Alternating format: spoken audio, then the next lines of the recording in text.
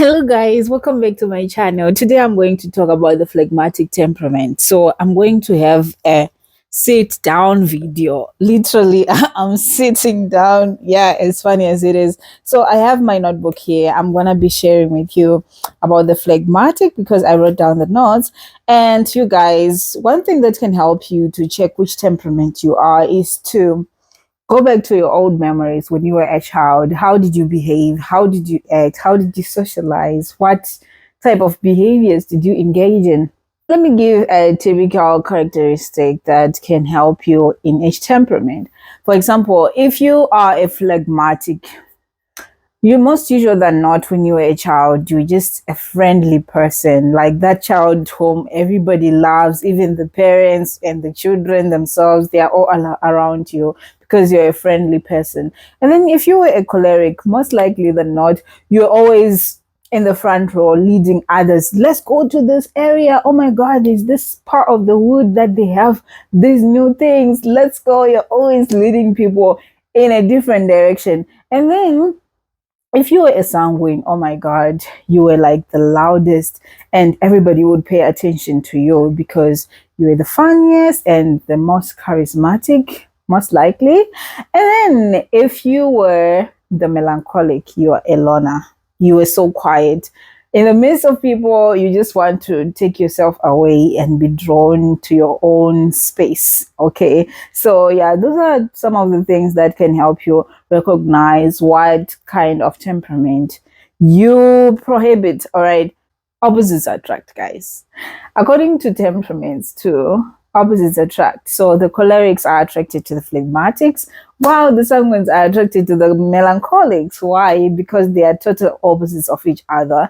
Now you can say that sanguines will see the melancholic, that they are emotional, they pay attention, they are calm and relaxed, deep thinkers, and they're like, oh my God, even if we go into a social gathering, you're going to sit in one place and just be there talking to the people that you're familiar with, while the sanguine is out there making noise. No, not making noise, but like, you know what I'm saying? The energy is up there. So the sanguine is like, oh my God, I love that. I love that energy, like chilled vibes, you know?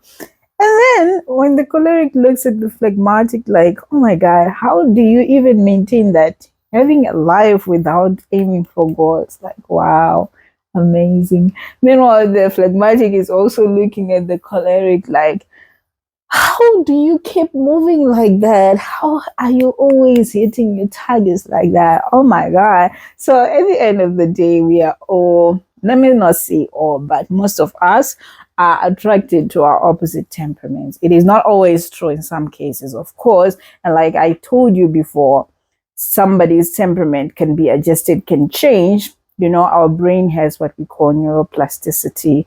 That is the term to describe how our brains can adjust to new habits, to changes, to anything. So you should not hear about your temperament and say, oh, this is my weakness. You guys should take me as I am because that's just who I am. All right. No, you can change, you can improve. If you have anger issues, of course, you can learn how to be, you know, calm in the midst of all that commotion. You can learn how to be, you know, motivated if you're phlegmatic. Okay, so without further ado, let's talk about the phlegmatic.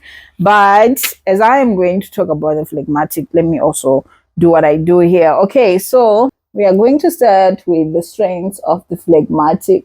The phlegmatic is a peacemaker. Oh my God, if you want to meet people who do not want havoc or violence or any type of conflicts, those are the phlegmatics. Okay, so even if we have an issue in a family or in our class and we want things to be addressed, the phlegmatic will avoid that, will avoid addressing that situation at all costs because it might cause conflicts, and they hate conflicts to that extent. And it is good that they are peacemakers because obviously you will not have any conflicts at all.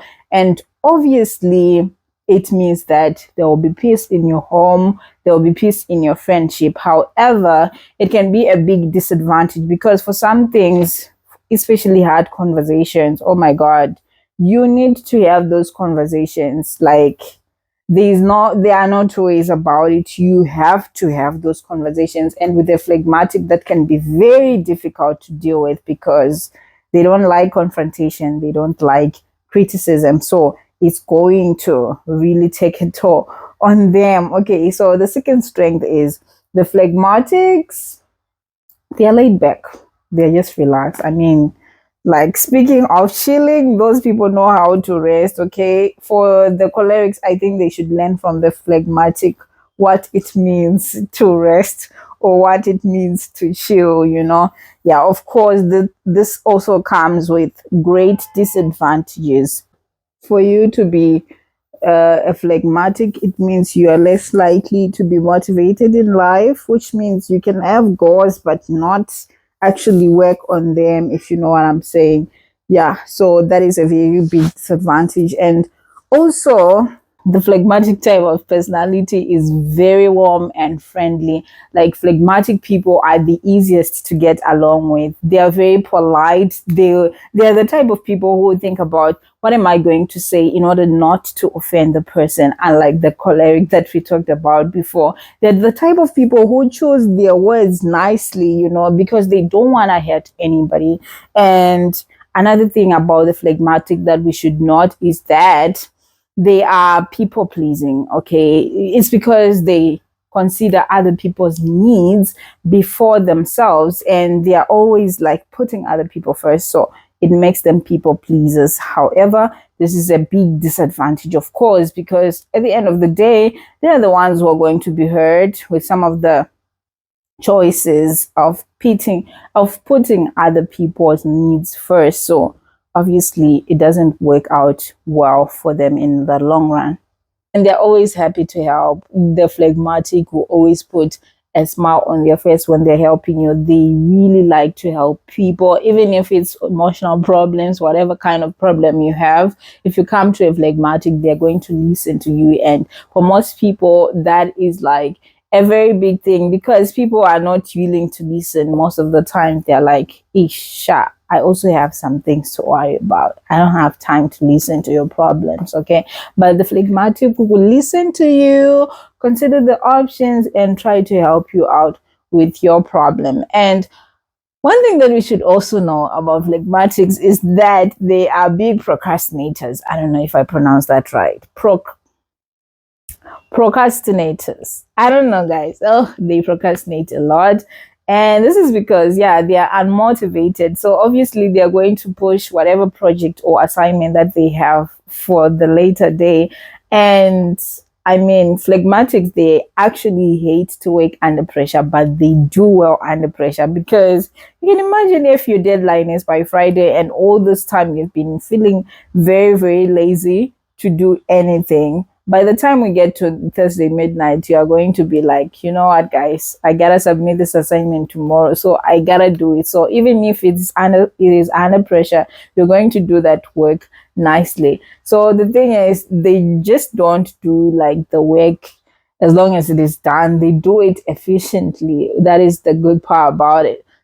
In addition to that, phlegmatics are very loyal and very reliable. So, like I was saying, you can give them a task to do and give them a deadline. They might not be so motivated to do it within that time frame, but at the last minute, they can do it. And you can actually rely on them because they will deliver good results, like good stuff. All right.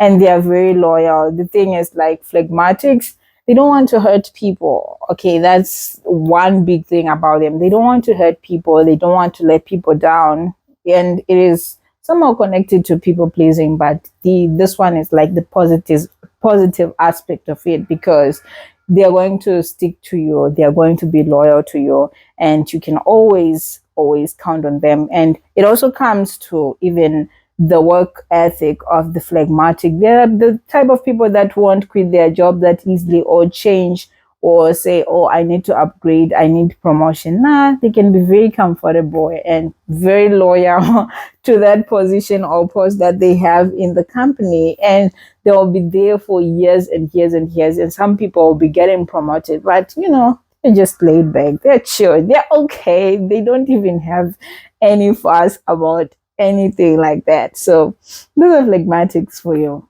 Phlegmatics believe in authority. It is very hard to come by a phlegmatic who will be doing drugs and doing wild things and, the explicit type of things. The phlegmatic won't do that, especially if they were raised by strict parents or in a Christian home. You find that the phlegmatic is like very good girl or very good boy. One other thing that we have to realize about the phlegmatic that I've been talking about for a lot of my videos is they are very indecisive. Like, oh my God. I think I don't have to put much more emphasis on this because I have done so already in the previous videos.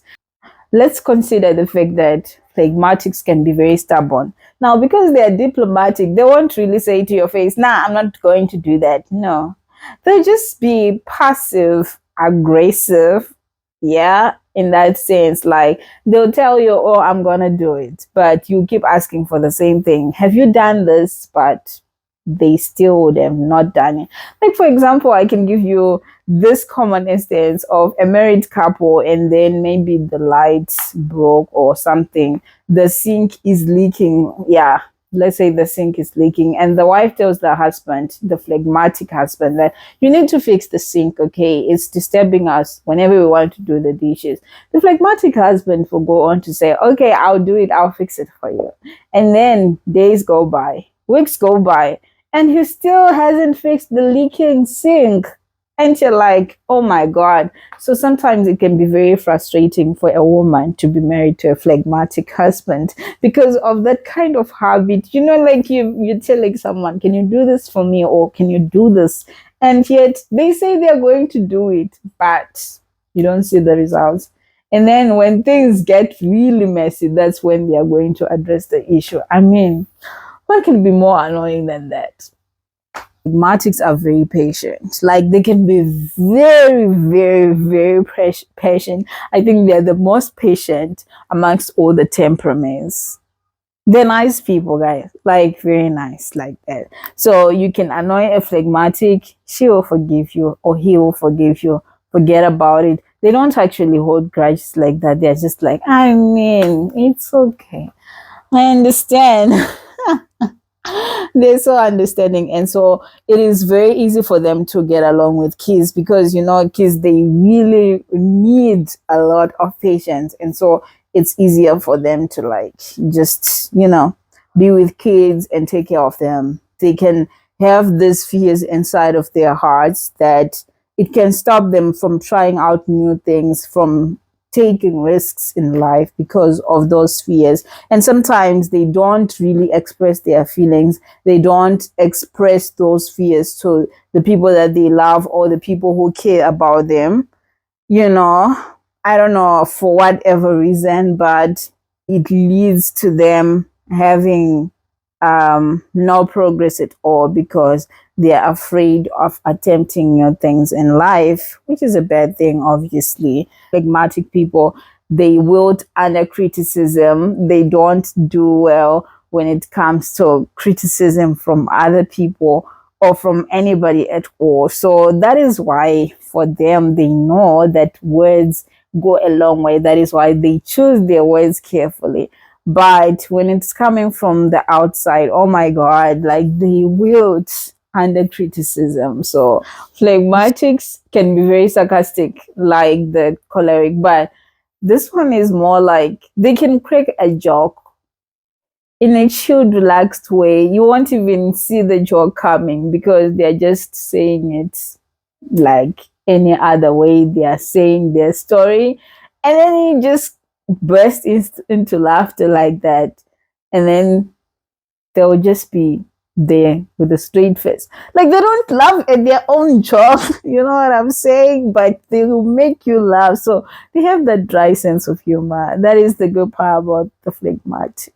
They can be very good at imitating people. Like they can do people's impressions so smoothly. The other thing that we should also remember about phlegmatics is that they like routines. They don't like change. which is why they're very indecisive, because making a decision means you have to change some things, and to a phlegmatic, that is a nightmare. So yeah, it is very hard for them to like adjust to change. Like I was saying before in the other example, like they can stay at a job for years and years and not worry about promotion, because they don't like adjustments. They just like routine, same thing every day, and they are really cool with it. They don't even have a problem with that. Yeah, they compromise a lot, in the sense that, like I was saying, I feel like all these things are connected. They are people pleasing. So even when it comes to relationships, for example, they are going to compromise a lot because they put the other person before them, you know. Of course, that is to their detriment, but it is what it is. So, guys, thank you so much for watching this video. I hope you watch the other three temperaments, because I already did videos for that. Always remember that no temperament is bad, no temperament is better than the other. All of these characteristics we can all cultivate them in our lives. Like I say, there's what we call neuroplasticity, which means that your brain can adjust to anything. You are not like that and that's it. No, you can change. Even if you are a sanguine, you can become more like a choleric by learning and doing the same habits that the cholerics do. And so, guys, thank you so much. I am happy that you know yourself better now, that you have learned about this 4 basic temperaments. Other than that, I'll see you in the next video. Peace.